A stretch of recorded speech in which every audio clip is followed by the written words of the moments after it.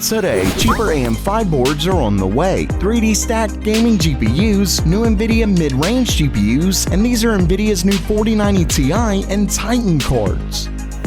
Welcome everyone to Gamer Melt.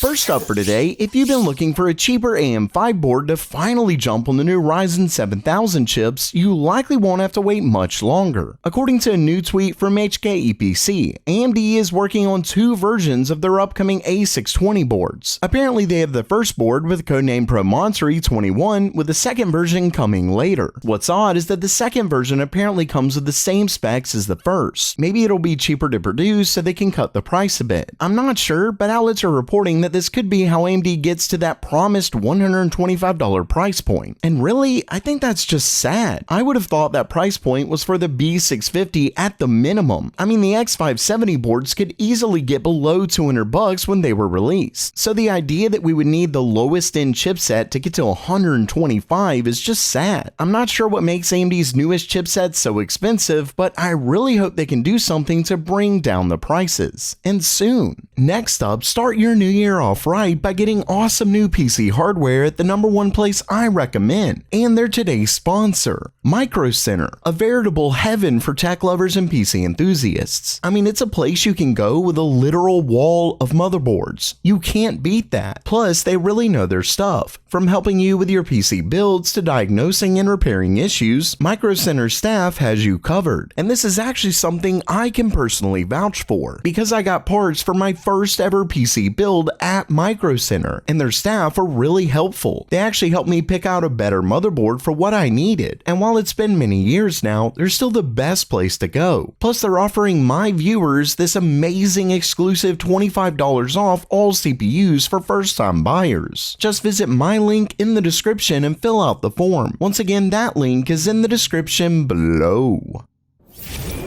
Next up for today, a semiconductor engineer discovered something really interesting about AMD's new RX 7000 GPUs. More specifically, when looking at the RX 7900 XT's die, Tom Wasik found on the MCD die what looks to be zones very similar to AMD's X3D, meaning AMD could bring 3D V-cache to their GPUs. Now, I did go over a leak a little while back that claimed AMD was working on a refresh of their current RX 7000 cards, and the top model would get 3D stacked Infinity Cache. Unfortunately, based on current rumors, AMD looks to have canceled that refresh. So I'm not sure if we'll see anything like that soon, but it's interesting to see that AMD may have left room for it on their current gen cards. That at least tells me that they are working on 3D stacking for gaming GPUs, and while they may not come to their current lineup in the form of some kind of refresh, we may see something in the future, like with their RX 8000 cards, or maybe AMD has a higher end 7900 card. I'm not sure, but this find definitely looks interesting.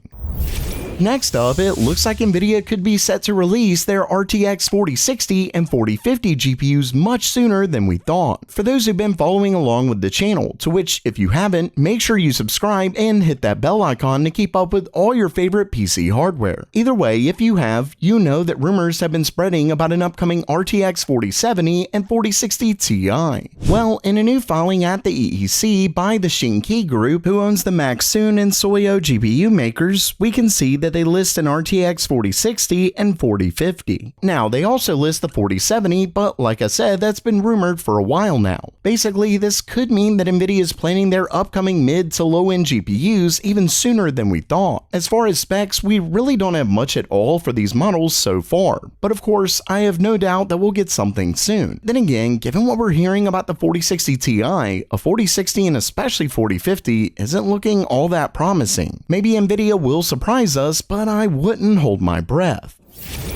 And lastly for today, Nvidia is apparently planning two new monster GPUs, an RTX 4090 Ti and a new Titan. And for starters, we actually have some new photos of one of these upcoming beasts. In a new tweet from leaker Megasize GPU, we can see this massive quad slot card. And yeah, you heard that right, quad slot card. That's wild, especially since we're talking about Nvidia's Founders Edition card. Either way, as you can see, it has a single HDMI port and 3 display ports. Also, when we look up here, he claims this is a 4090 Ti/Titan. What's interesting about that is that it looks like Nvidia may in fact be planning both the 4090 Ti and Titan Titan GPU. For starters, you can see that it's a gold GPU, which implies a Titan card. Not only that, but the GPU is apparently a PG-137, which Kopite7Kimi leaked a while back to be the beast. Remember that this card was set to be an 800-watt monster GPU. Well, Kopite7Kimi recently announced the specs of a new GPU that he claims is a 4090 Ti.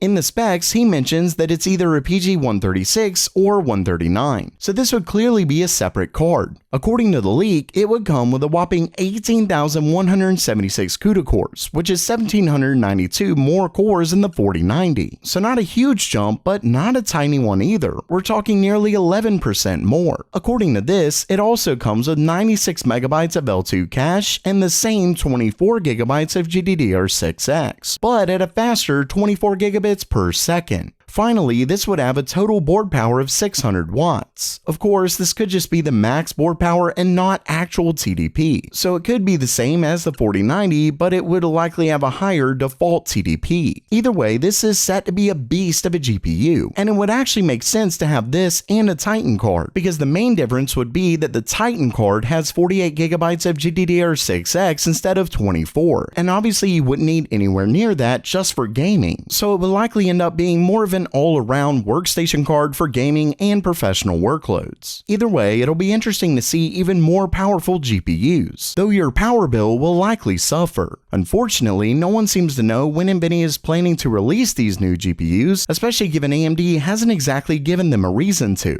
I guess time, as always, will tell.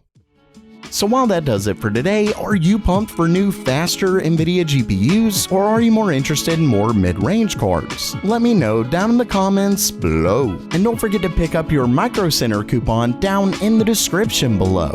And as always, have a great day!